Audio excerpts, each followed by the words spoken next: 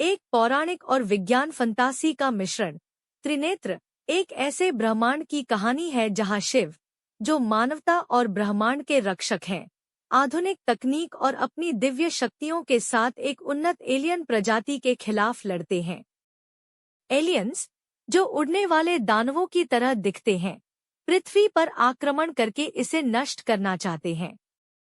शिव को अपने त्रिनेत्र और त्रिशूल के साथ इस महायुद्ध में मानवता का नेतृत्व करना होता है।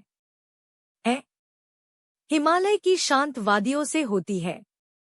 शिव ध्यान में लीन है, जबकि पृथ्वी के वैज्ञानिक और सेना ब्रह्मांड में एक रहस्यमयी संकेत पकड़ते हैं। यह संकेत एक शक्तिशाली एलियन प्रजाति से है, जो पृथ्वी को अपना नया घर बनाना चाहती है। एलियंस दिखने में शैतानों जैसे होते हैं, जिनके पास उड़ने की क्षमता और घातक ऊर्जा किरणें हैं। वे पृथ्वी के पर्यावरण को बदलने और मानवता को मिटाने की योजना बना रहे हैं। जब पहला हमला होता है, तो पृथ्वी की सेनाएं असफल होती हैं।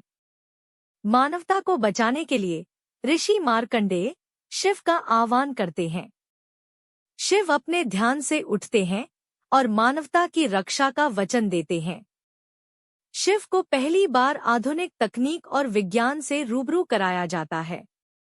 वे देखते हैं कि मानवता ने कितनी प्रगति की है, लेकिन उनकी कमजोरियां भी उजागर होती हैं। शिव सेना और वैज्ञानिकों के साथ मिलकर अपनी शक्तियों और मानव प्रौद्योगिकी का संयोजन करते हैं। शिव का त्रिशूल अब एक उन्नत तकनीक से लैस हो जाता है, जिसमें ऊर्जा किरणें निकलती हैं। उनकी तीसरी आंख, त्रिनेत्र, ब्रह्मांडीय ऊर्जा का केंद्र बनती है, जिससे वह अंतरिक्ष तक अपनी शक्ति पहुंचा सकते हैं। एलियंस का अगला हमला होता है। उड़ने वाले दानव पूरी दुनिया में तबाही मचा रहे हैं।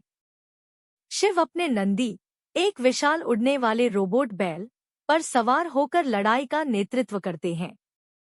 नंदी अब एक उन्नत मशीन है, जिसे शिव के आदेशों पर चलाया जाता है।